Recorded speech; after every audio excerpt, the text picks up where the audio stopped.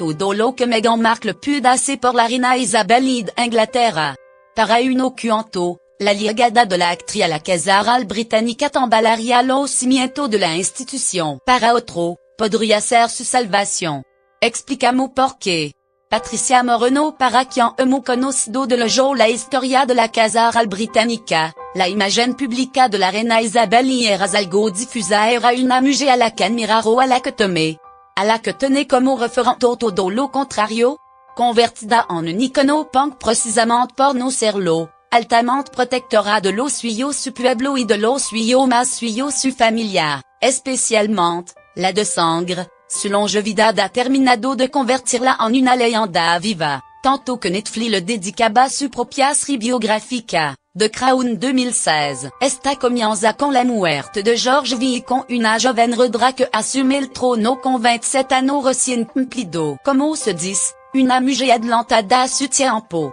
Quizás sin pretenderlo, pero así fue que una mujer tomara la rienda de una casa real apenas superada la Segunda Guerra Mundial era, quanto significativo, después de la pérdida de hombre el frente en todo el mundo, la mujer había tenido que asumir rol tradicionalmente masculino, llevando el peso de la familia, pero también del sustento del hogar, viendo abocada a trabajar, una emancipación forzada que solo hacía ganar el terreno para la independencia femenina que llegaría más tarde sobra decir, por la que, más de 60 años después, todavía queda mucho por hacer. Durante su todavía vigente reinado, Isabel se ha erigido, junto a la ex primera ministra del Reino Unido Margaret Thatcher, como ejemplo de una Britain de mujer poderosa, imbatible y respetada, atributo que se pueden reconocer independientemente de signos políticos o ideología. Pero,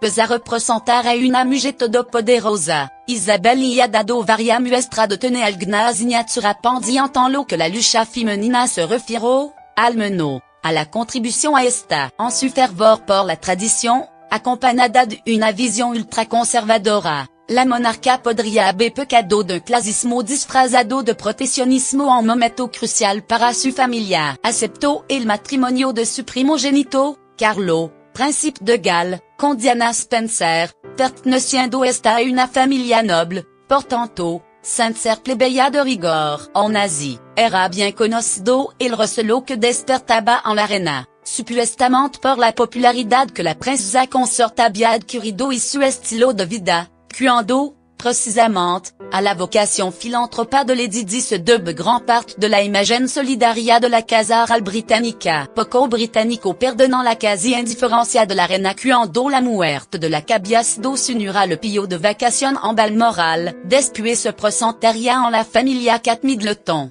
que con su condición de plebeya personificaba esa clase media venida a más gracia a los negocios. Pero el apellido Middleton había sabido hacerlo muy bien a ojo de Isabel y, pues no tenía sangre azul. Compañera de estudio del príncipe Guillermo, por tanto, perteneciente a círculo elevado y bien formada, la duquesa de Cambridge. Ahora, a sus 91 años con más de 6 décadas de reinado, Isabel se enfrenta a su examen más duro acoger a Meghan Markle en Kensington Palace, prometida de su nieto Harry. Divorciada, no es británica, y californiana, formada en arte escénica y relación internacional, y actriz, también escritora de su propia web, Tetig, y acerada, en la que publicó un ensayo a corazón abierto sobre su condición de mestiza, al ser hija de un matrimonio interracial. Esto último, precisamente, podría ser lo que más rechazó generaría en la reina.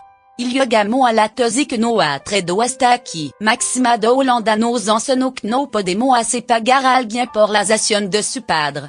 Marie de Noruega enfrentó a una Europa que ya se creía moderna con su propio prejuicio hacia la madre soltera, Alexandra de Dinamarca, natural de Hong Kong, abrió el camino de la interracialidad en la Casa Real Europa. Sofía de Sucia ante Sofía Elkvist fue juzgada por su pasado como estrella de telerrealidad y modelo de lencería. Pero no hay que mirar tant le jeu en España. Leticia Ortiz no ha hecho mucho más progresistas y tolerante. También por su vida antes de la realeza.